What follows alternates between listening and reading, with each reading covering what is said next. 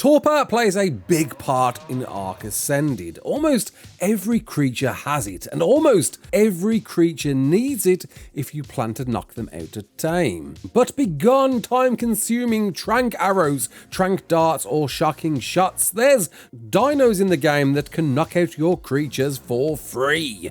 But which is the best one-punch Mickey O'Neill in town? You're right, kids, it's Raasclark, and welcome to another top 10 ranking every KO creature worth taming. Don't forget to like, subscribe, share around, and let's get into it. So in at number 10 is the Arano, found slinging its webs in most caves across most maps. It's surprisingly low considering how often a few well-aimed shots from a wild can result in a quick nap in the dark. So you're forgiven in expecting some potent results when tamed. Sadly, however, its ability to inflict torpor is perhaps the weakest of the bunch. Tamed passively with spoiled meat and able to be ridden with a saddle crafted at level 40, its lack of wall climbing to boot just doesn't offer enough for a desire to tame, despite its overlooked ability of infinite crawl slowing bowler webs. Offering a barely inch of torpor, which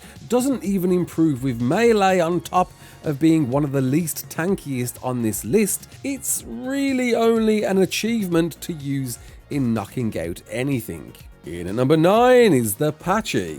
Easily overlooked by many, in early game it's still a favourable choice, but perhaps that's exactly why. Found all over most jungle regions with a medium rarity, saddling up at the low level of 14 can find a cost-free torpor dealer if sticking to the beaches. Able to be leveled on top and stacking, it's still argued to be beaten by most primitive knockout methods as attainable in the same stage, and likely will pass you by. Deserving of a charging headbutt TLC to inflict more torpor, could really find this being a more desired tame, and perhaps another you'll find yourself simply using for bragging rights. In at number 8 is the Therizino. Most definitely overlooked despite being an all-around fan favourite tame. The multi-purpose tickle chicken possesses another notch on the harvesting god's belt.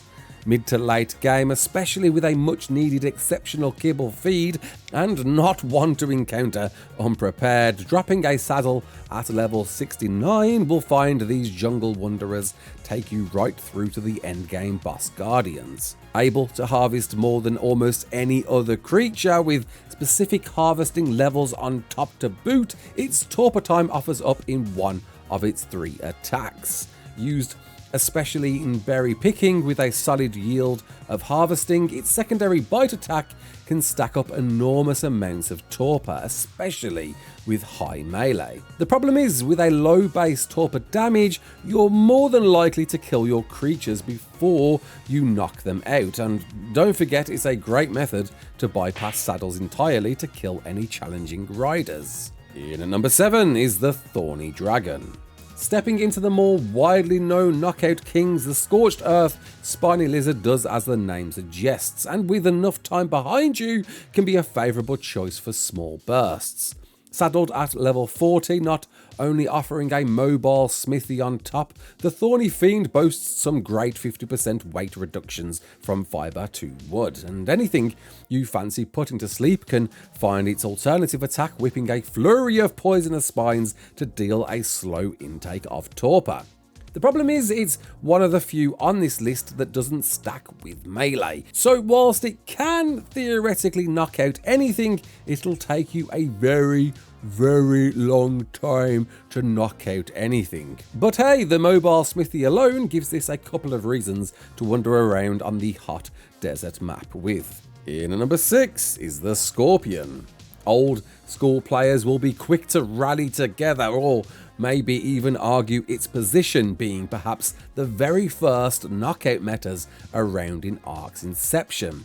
A solid early tame to boot, found in most caves, hostile mountains, and ridden at level 22 can find a well-leveled Scorpion, pumping a decent amount of torpor into anything it hits, stacking up for a clean knockout.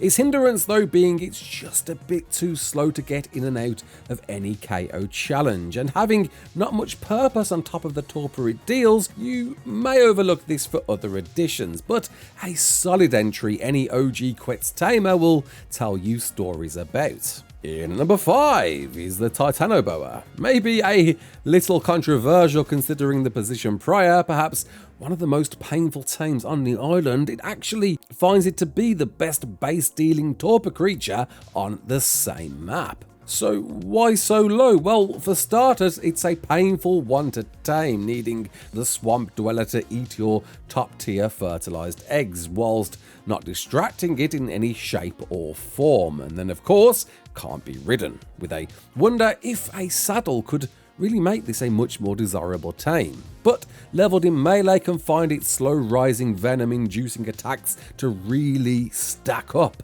offering an easier than expected knockout. The trouble is controlling it through whistles, and anyone hoping its lack of saddle can see it tank long enough to see anything or anyone go nighty night. In number 4 is the Lightning Wyvern. Really pushing the thought-provoking boat, you'd be quick to argue in no way would you ever use this to knock out anything, but there's a few tricks to make this a real contender. An egg steal and raise from Scorched Earth pumped full of melee will find a powerhouse able to drop even the hardest of foes in quick succession, but with each round of Lightning Breath deals the most torpor per attack than anything on this list. The question is, how do you knock out anything before you can kill it? Lest forgetting it being the fastest flyer currently in Ascended, able to pick up a wealth of small to medium sized creatures, and being an underrated thatch flapping harvester, its KO trick comes in against the mightiest of tanks. Looking at Gigas primarily, but tanky carnivore healing wilds, in particular Daedons, can find it being a torpor dealing treat, but if I'm being really honest, its damage outweighs its torpor so much without a moment's patience will likely find you killing anything unless on boosted servers. But you know, that high base torpor had to give it a top spot. In number 3 is the Beezle Buffo. Punching into the real knockout champions, a lovable, lickable, lunging toad is without a doubt a perfect choice to free up your tranking troubles. Possessing a slow rising but well balanced torpor infliction with each of its alternative tongued swipes, the swamp dwelling frog doubles as a fantastic early choice for travel too. Saddled at level 40 will find you leaping bounds in quick succession with some underwater speed to boot, and not forgetting it being the perfect cementing paste farmer against any chitin based bugs. Stacking that torpor up with leveled melee with its quick movement on top, it's a real contender to knock out most small to medium creatures, and with a good saddle, most definitely any larger menace. In number 3 is the Mantis.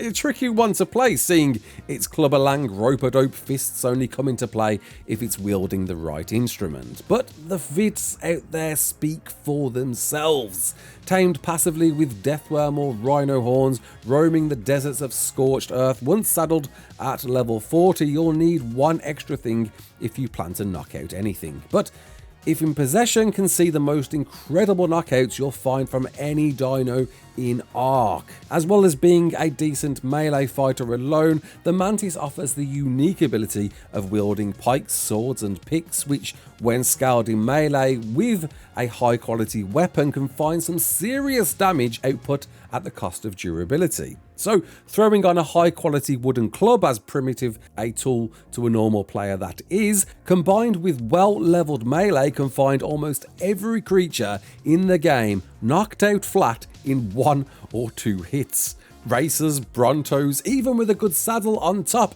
Gigas can all be knocked out faster than anything else you can use in the game.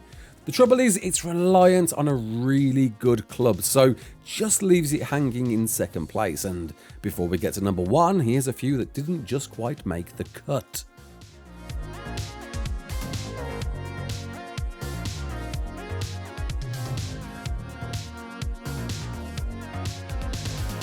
And here it is in at number 1, the Eis Buckaroo. is the name of the game, and the carrot munching main is by far the #1 knockout tame. Remembering it's one of the easiest early game tames, well, when Ragnarok arrives, mountable at only level 10, using carrots to keep it calm in a kicking and screaming minigame, you've now got a free KO creature for anything that needs to be on the map. Its only downside is on some maps being harder to find, and keeping a careful eye on that stamina. Use stimulants to keep it from knocking itself out, but leveled in melee can find its alternative attack, putting everything you need to sleep.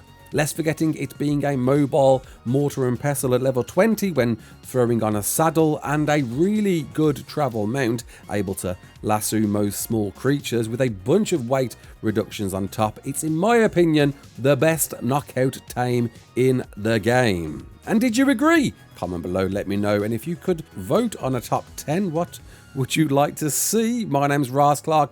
Don't forget to like, share and subscribe, and as always, peace out.